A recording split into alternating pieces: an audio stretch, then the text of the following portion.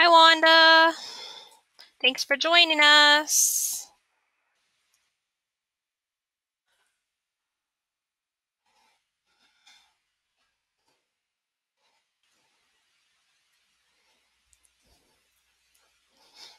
We're going to give people just a few more minutes to log in, and then we will get started.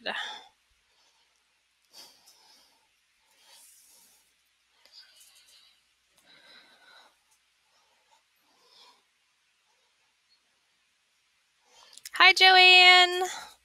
It's a beautiful day. Thanks for logging in. Don't forget that I can't hear audio, so if you guys would like to leave a comment or say hello, that way I know who all is on and watching, that would be great.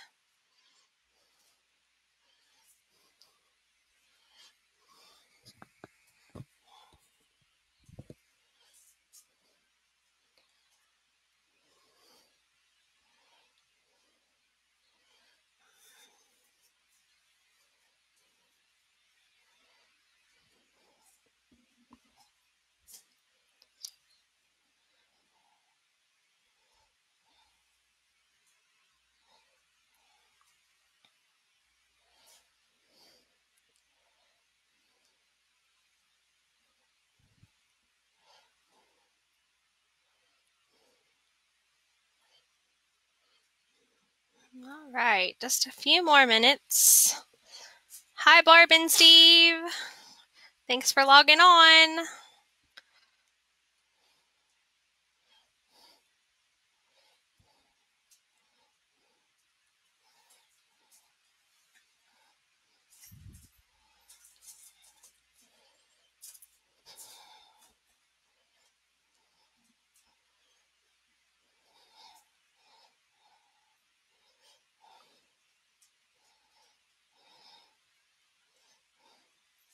Hi, Mary. Thanks for logging in today. It's a beautiful sunshiny day.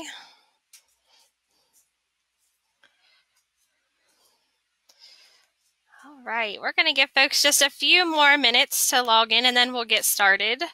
Like I said before, in case you missed it, go ahead and feel free to comment in the chat box if you are watching live. That way I know who all is watching.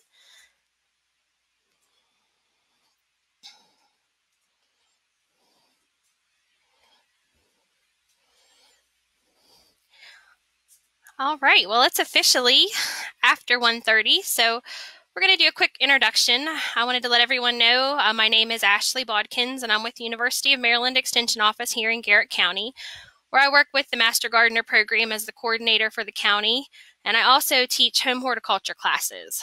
So that's a little bit about what I do day to day.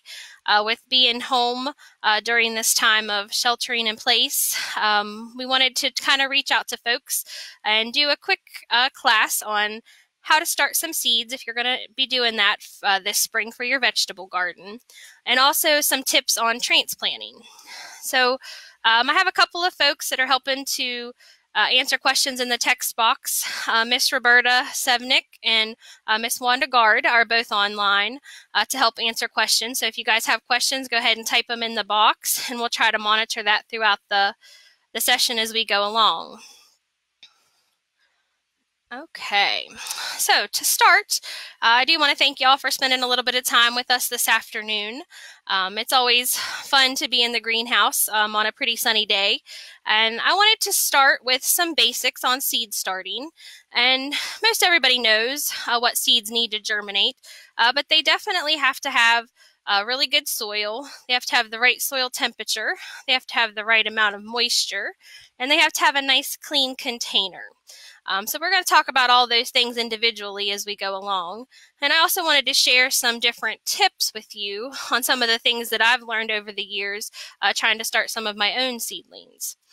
The first thing I wanted to talk to you about is the growing media, or the soil that we would talk about using in most gardens.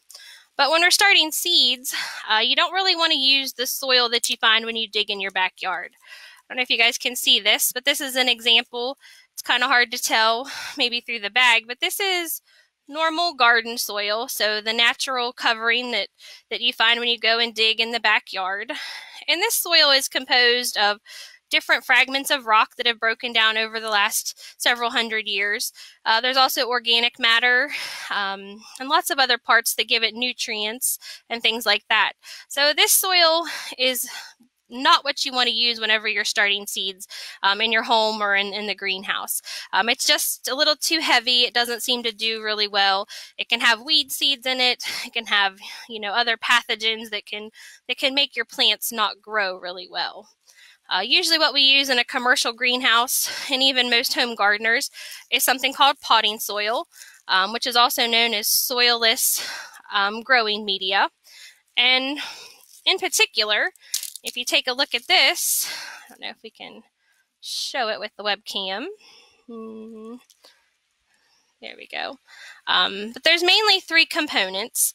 The black stuff that you see is peat moss. The white pebbles that you see that look kind of like styrofoam, that's perlite. And that actually comes from volcanic material that they heat to really high heat and it pops apart. So the perlite is added to kind of help make it a little fluffier and to also help with water retention. And then if you dig in here, there's usually, after you work in the soilless growing media, there's going to be some silver stuff on your fingers. I don't know if you guys can see that very well, but that's something called vermiculite, and it's kind of closely related to a clay. It comes from silica or silicate matter. Let's see if I can find the camera on here. And that helps to give nutrients a place to bind. So it kind of helps make your your soil have a place for the nutrients to go. And that's a really good thing to have. It can also help with retaining moisture in your mix. So this soilless growing media, or potting mix, some people call it, it's designed to really be used in containers. It's not designed to be used as a soil amendment. So you don't want to buy this and then take it out into your garden and dump it and try to mix it in that way. It's not gonna do a really good job for you. So this is what we're going to be using to do our demonstration to start seeds in, and also when we do our transplanting. Next thing I wanted to show you was different types of containers. So, in a commercial greenhouse or even in your home garden, you can reuse containers, plastic containers, from year to year. If you are going to reuse them, I do recommend that you wash them with a 1 part bleach solution, 1 part bleach, 9 parts water. That's going to make sure that you kill any pathogens from season to season and you don't carry them over. Okay, we can also use things like cell packs that you might have got bedding plants in last year. If you keep those from season to season, again, just make sure that you do sterilize them so that nothing's going to interfere with the germinating seeds that you're going to plant. And I even like to use things like cardboard boxes. These are kind of nice to do things like lettuce in. Just fill this with soil and then, go ahead and plant your lettuce seeds in here. You can put it outside, and then by the end of the lettuce's life cycle, which is usually 40, 60, maybe even 80 days, if you cut it a couple times, you can just take the whole container and put it into your compost pile because it's just cardboard and it'll break down naturally. So that's kind of a fun way to recycle some things. I've even heard of people doing things like egg cartons. I've had very limited success with egg cartons. The little containers seem to be a little too small and they dry out too quick. So I don't get really good germination results with that. But it's kind of up to you of what works for you in your own situation. The other thing I wanted to talk to you about was light. So light is very, very important for most plants when they germinate. If you're doing this in your home, it's a little bit harder to get enough natural light from just a window. So you probably will need some supplemental lights. And you can do that a couple of different ways. You can use grow lights, which are a little expensive, or you can just use regular fluorescent shop lights, like the great big tube lights you get. They work just fine for germinating seeds. If you're going to try to grow things year-round or try to get things to flower or initiate flower production, the shop lights aren't going to do so well. But just to get your seeds up and growing, they will work just fine for you. The other item that I've found to be very useful with starting my own seeds is something called a heat mat.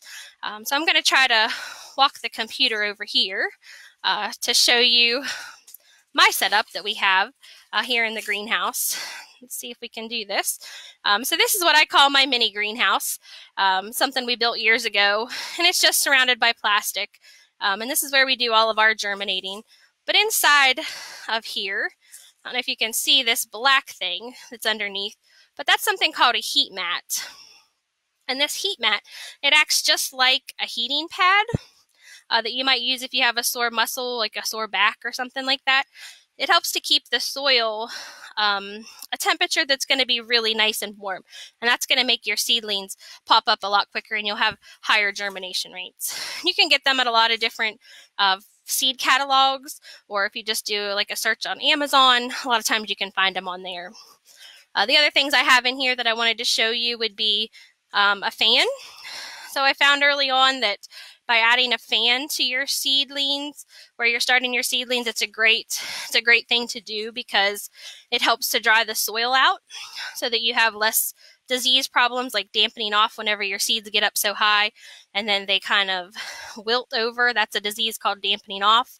It also helps to mimic Mother Nature, so it helps to make the seedlings that they kind of shake in the wind. That kind of helps to make the stems a little bit stronger so you don't get long and leggy on your seedlings. And the last thing I have in here is just an incandescent light bulb, which doesn't give us a whole lot of help with light and the right spectrum of wavelength. But in this setup, it helps add a little bit of extra heat on those cold winter nights when I'm trying to get my seeds to start a little earlier. And this last thing we have in here is something called a humidity dome. And that's something that we add to the top of a lot of our plants whenever we're trying to get them to germinate, because it helps increase the humidity and it helps to get the plants up and growing. The important thing to note with the humidity dome is that you should definitely take it off as soon as you get plants popping up. Okay, once they get up and out of the ground, take your humidity dome off so that they have room to breathe. Okay. Gonna make our way back over here to our table. Let's see. We're gonna just take a second to check out the chat. See what kind of questions we're getting. Let's see. Just wanted to make sure we don't have anything. Wanda did ask what the name of the soil was that I used, and this particular brand is something called ProMix, which is a brand that I've used for several years. Let's see if you can see it here. This is the variety. It's called ProMix, and it stands for Professional Mix. And you can get a lot of these professional mixes if you just go to your local greenhouse or nursery and ask them what they use, and tell them you'd like to buy a bag of that. That's usually how to get the best quality potting mix or growing media. I know locally in Garrett County, Sam's Agway sells it. Pleasant Valley Greenhouse, as well as Green Acres Garden Center and Julie's Greenhouse. They all have this particular brand of ProMix in stock most growing seasons, so they will sell it to you directly. Good question. Okay, so we talked a little bit about the different things we need to get started. So I'm going to try to do a demonstration on how to sow some seeds and talk about a few other tips and tricks. I'm going to try to adjust this down so that I can, there we go. Let's see, let me grab my seed packets. We'll talk about that real quick. So if you don't really know where to start with sowing seeds, we did post the other day on our Garrett County Master Gardener Facebook page a really helpful chart on what seeds should go in when, and it looks something like this. Unfortunately, this one's not in color. Let's see, my web camera is a little bit off, but it looks something like this. I know that's hard to see here, but if you look back on our past posts, this gives you a really good guide to telling you when you should sow what vegetable seeds. So that's a good tool. The other tool is that if you just look at the seed packet, it tells you lots of great information right there on the seed packet. So if you look on the back, I mean, these are just seeds that came from the Dollar General store, and even they have all the information that you need to know about how deep to plant it, how many days to germination, how many days until you're going to get a flower, just really general information. So that's good to know. The other information, the other helpful tool that a lot of people can use for finding out information on how to grow seeds is to Google anything from, extension services or, cooperative extension. The Home and Garden Information Center has a lot of really great resources. I think Wanda and Roberta are sharing some different links there in the chat for you to access. And you can also look at seed catalogs, which seems kind of silly, but those seed catalogs have a ton of great information in them. So I'm always one to try to save my seed catalogs from year to year because they just have such wonderful information. So if you don't have the information on the seed packet, you can't find it on an extension fact sheet, just check out the seed catalog. It's a really easy way to have that resource close, and it has all the different seeds that you might be planting right there in it. Okay, so today I'm going to do a demonstration on sowing or planting tomato seeds. So these are actually seeds that two master gardeners gave me to save last year, and they're on heirloom black tomatoes, heirloom cherry tomatoes that are black in color. So I like to match my seeds. If they're really, really small seeds, I like to put them in a small container. I've learned over the years that if you have really, really tiny seeds and you put them in a really big container, they tend to get lost and they don't always get a whole lot of care that they maybe did need. Same thing when you're transplanting them. You shouldn't take a little tiny transplant and put it into a big 6-inch container because it's just going to get lost and it's not going to do that well. So I'm just going to plant a couple of these black cherry tomatoes in a 4-inch pot. So you always want to make sure when you're using, especially a product like Pro Mix, which a lot of times comes in a bale that has been dried and they call it a compressed soil bale, you always want to make sure that you rehydrate it and put enough water in there to make it nice and moist. The rule of thumb that I tell people is that you want to be able to make a ball of soil in your hand and it kind of stay together. Okay, you don't want to be squeezing water out of it, but you do want to have enough moisture in there that it holds together nicely. So once you have your soil nice and hydrated, go ahead and fill your container. I always tell people, don't be afraid, fill it all the way to the top, okay, when you're starting your seeds. You don't want them to get lost in there. And then I always tell people you should press it down one time to make sure that it's nice and tight and then level it off, okay? It should be all the way to the top. And then with tomatoes, I just like to take and sprinkle them across the top. I always plan to go back and thin them out or to transplant them into like cell packs. That's how I like to do it. Other people like to sow directly into cell packs. So this is a 4-cell pack. Some people will just take one seed and put directly in there. I find that if you don't have good germination rates, that then you end up with a lot of wasted space because you have plants that didn't grow. So it's kind of a waste of space if you don't have a lot of room on the area that you're starting seeds. It can kind of be a pain. So I sprinkled my little tiny tomato seeds. I don't know if you guys can see them. They are cherry tomatoes. Let's see if I can. They're just tiny. It's hard to actually even hold on to it. Tiny little tomato seeds. And I sprinkled them across the top. And then I'm just going to give them one little tiny pat. You want to make sure you have good seed to soil contact. And then I don't like to press holes. I just like to take a little bit of soil and sprinkle on top.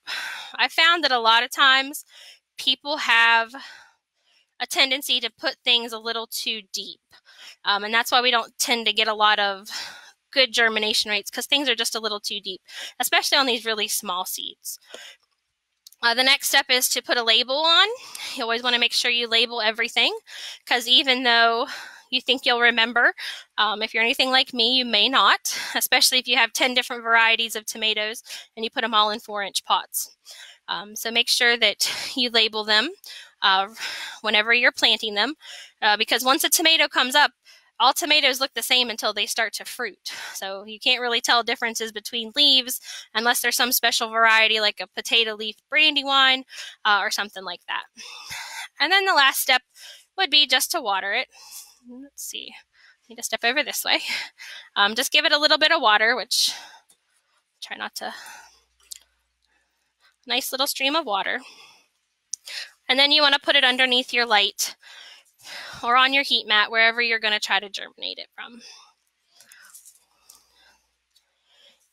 Okay, so that's the main steps for sowing any type of seed.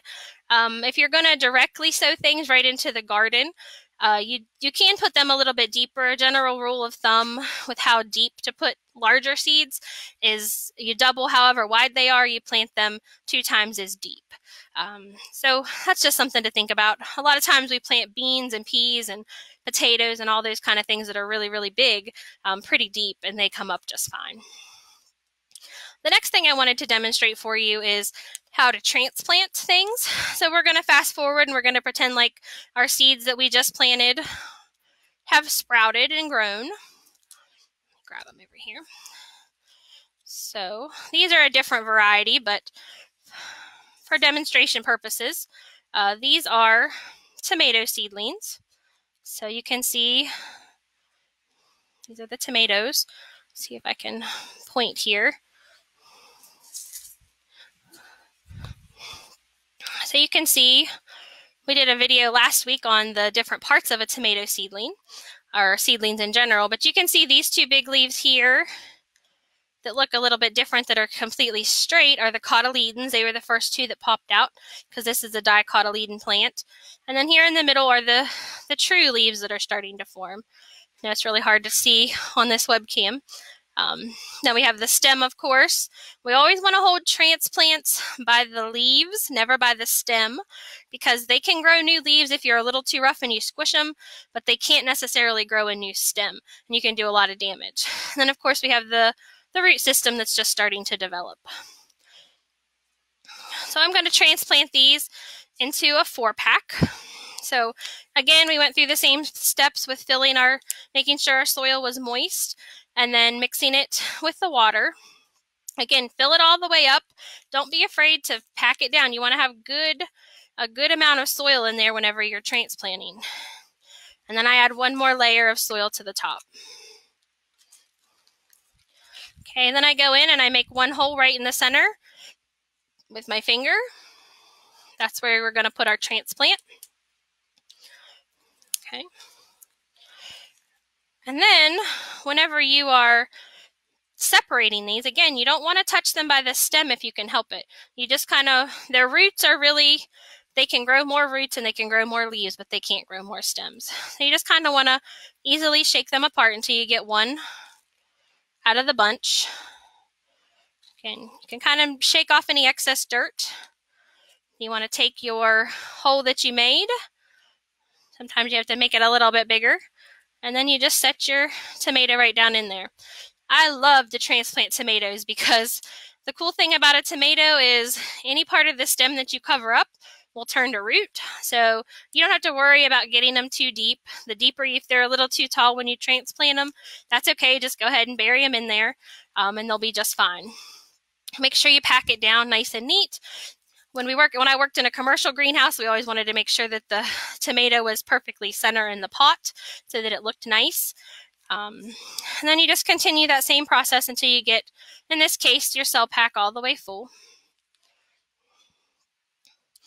One important thing to note, a lot of these soilless growing medias or the potting mixes, you don't want them to, a lot of times they won't have any fertilizer in them, and that's a good thing, especially if you're germinating plants, just because sometimes fertilizers can make things not germinate well, can inhibit your germination rates, so that's a good thing. You can always add fertilizer in a slow release form later, just by sprinkling the little slow release granules on top.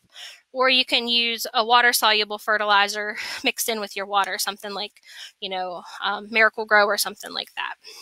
Okay. So then you want to make sure that your container is nice. Everything's right in the center. Pack down your soil, give it a nice tap. And then you're ready to add your slow-release fertilizer. A product that we use a lot is called Osmocote, but there's lots of different products that you can use. And then the last step would be to put your label in. Again, so you don't forget what you have. and then they'll spruce up. They'll stand straight up again, and then make sure you give them a little bit of water. Okay.